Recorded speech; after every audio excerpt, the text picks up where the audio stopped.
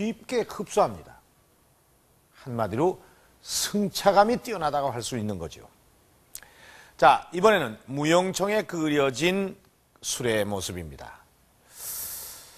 이 수레바퀴의 크기나 가마방의 크기로 봐서 이 무용청의 수레는 무거운 짐을 실어 나르는 그런 용도의 수레라고 볼 수가 있습니다. 그런데 이 쌍용청의 수레보다 이 무용청의 수레가 그 바퀴가 크고 굉장히 얇다는 것을 알 수가 있습니다. 언뜻 보기에 아주 약해 보이는 이런 수레가 어떻게 무거운 짐을 실어 나를 수가 있을까요? 그 비밀은 바로 수레바퀴에 있습니다. 수레바퀴는 수레에 있어서 가장 핵심적인 부분입니다. 수레바퀴의 제작은 당시로서는 최첨단의 하이테크 산업이었습니다. 이 수레바퀴는 고구려가 대제국으로 도약하는 밑받침이 됐습니다.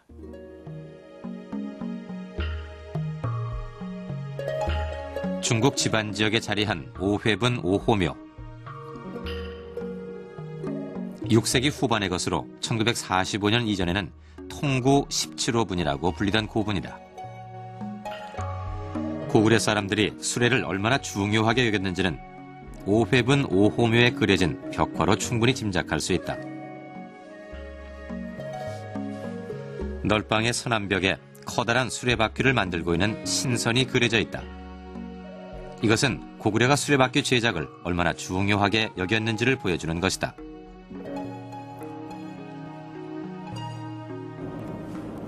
그렇다면 수레바퀴 만드는 것을 왜 그렇게 중요하게 여겼을까?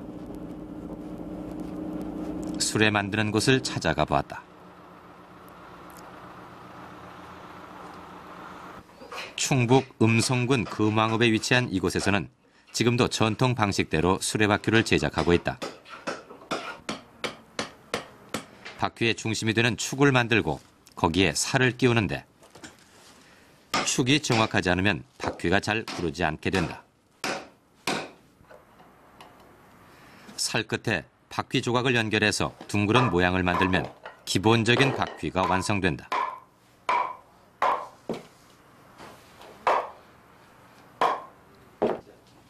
쉽게 부서질 것 같은 나무로 만든 수레바퀴에 힘을 실어주는 것이 바로 쇠로 만든 테두리다. 바퀴에 세태를 하게 되는데 그 세태는 멀리 가도 이 나무만 해서 이제 이렇게 멀리 갈 때는 그게 어떤 그 많은 그 저항력에 의해서 이것이 쉽게 상할 수 있거든요. 그것을 막아주기 위해서 이제 세태를 하게 되는 거죠. 그랬을 때는 먼 길도 많은 물량을 싣고 먼 길까지 갈 수 있다. 고구려 벽화에는 수레바퀴 신 옆에 대장장이 신이 그려져 있다. 대장장이 신이 부젓가락으로 쇳덩어리를 집어들고 망치로 힘껏 두드리고 있다. 이 대장장이 신은 고구려가 쇠 다루는 일에 많은 의미를 두었다는 것을 뜻한다.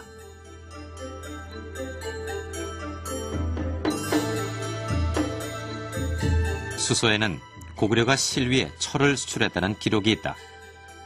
당시 고구려는 요동과 두만강 유역에 대규모 철산지를 갖고 있었던 것이다.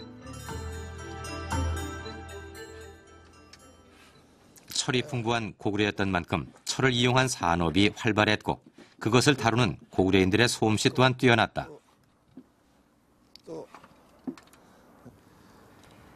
수레바퀴를 만드는데 가장 어려운 것은 바로 바퀴에 쇠퇴를 씌우는 작업이다.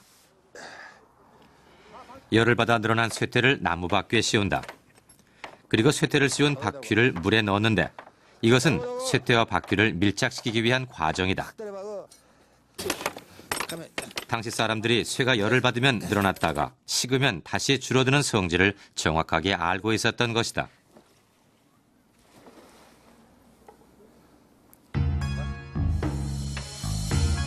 투박하고 두꺼운 쌍용청 바퀴의 단점을 보완한 것이 바로 쇠퇴를 씌운 날렵한 무용청의 바퀴다. 쇠퇴를 사용함으로써 많은 짐을 멀리까지 운반할 수 있게 됐다. 1935년 고구려 말의 수도였던 평양의 장안성에서 수레가 다닌 흔적이 발견됐다. 이것은 쇠퇴를 씌운 수레바퀴가 널리 이용됐음을 보여주는 또 다른 증거다. 고구려가 수레를 가졌다는 것은 굉장히 중요한 의미를 가질 수 있어요. 그거 하나로 보면은 이제 하찮게 보일 수도 있는데, 그것이 그 교통이라든지 통신, 수송, 이런 상징적인 요소들을 갖고 있다는 거죠. 지금도 현대 그 국가에 있어서도 교통, 통신, 수송, 이거는 기간 산업으로서 굉장히 중요한 역할을 하고요.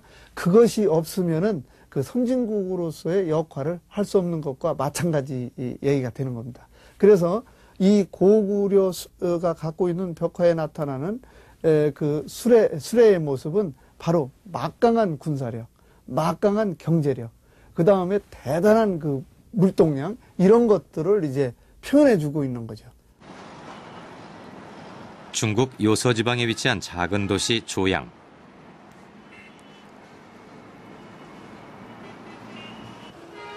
(1300년) 전 이곳에는 동북아시아 최대 규모의 국제시장이 있었다. 중국과 한반도는 물론이고 중앙아시아, 일본의 상인까지 모이는 국제무역의 중심지였다. 신당서에 의하면 조양의 옛 지명인 유성에 고구려의 시장이 있었다고 한다. 6세기 말 조양의 대규모 국제시장은 고구려의 세력 안에 있었던 것이다.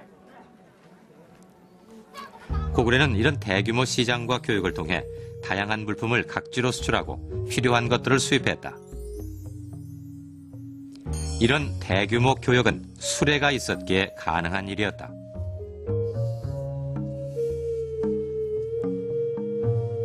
교역이 활발했음은 벽화에서도 쉽게 발견된다. 무용총 무희들의 전문의 옷은 인도의 염색 기술이 들어와 만들어졌다. 둥근 몸체에 긴 자루가 달린 완함은 중앙아시아 지역에서 널리 쓰이던 악기다. 수산리 고분과 팔청리 고분 등에 나타나는 고개는 고구려인들이 즐기던 구경으로 이 또한 페르시아에서 수입된 외국 문물이다.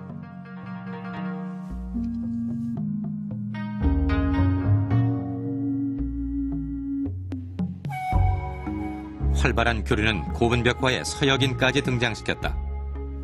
삿발을 잡고 막 힘을 쓰기 시작하는 두 사람 가운데 한 사람은 코가 높고 눈이 큰 서역인이다.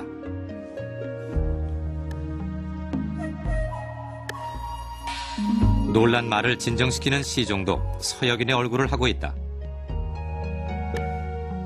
고구려 귀족의 집에서 허드렛 일을 하는 사람 중에는 서역인도 있었던 것이다.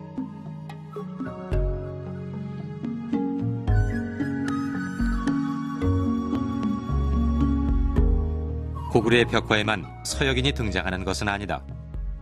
멀리 중앙아시아 사마르칸트의 궁전 벽화에서 고구려인의 모습이 발견된다. 사마르칸트를 찾아온 고구려 사신을 그린 것이다. 고구려 초기의 기록부터 벽화의 내용까지 이제 함께 보면 고구려의 국제 교역의 범주가 중앙아시아 서쪽 끝까지 미쳤고, 그리고 해양으로도 이제 상당히 넓은 영역에 걸쳐서 활동이 있었던 것으로 보입니다. 그래서 그러한 어떤 고구려가 가지고 있는 국제적인 성격, 이런 것들이 결국은 고구려 문화를 다양하게 하고 고구려 사회가 상대적으로 다른